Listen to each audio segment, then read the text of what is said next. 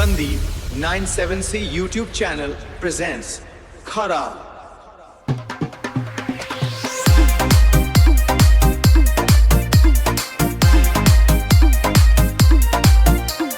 जब चलेलू तो धड़कन बढ़ा देलू, गोरे ओठ लाली के दिल में आग लगा देलू। नजरिया जब मिलावेलू पागल कर देलू, अरे हाई वोल्टे करंट जैसन झटका दे देलू। चांद के जैसन मुखड़ा तोहार दीवाना बना देले बा। तोहा के पावे के खातिर जियारा मचल जाले बा।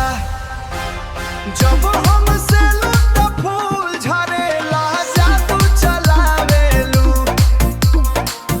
तोहारे प्यार में हम पूरा गर्दा उड़ावेनी।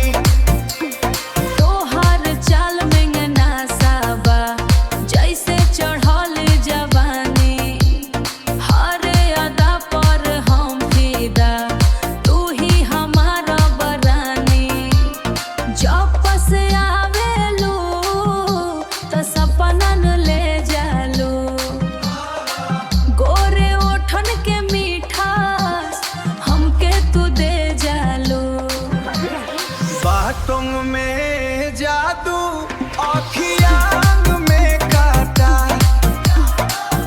तोहा से बढ़ के केहू ना बाटेला। जब तू चलेलू तो दुनिया शहर हा जाला, तोहरे ही नाम पर दिल धड़कत जाला। अब का चाहिन तू ही मोर दुनिया, सपना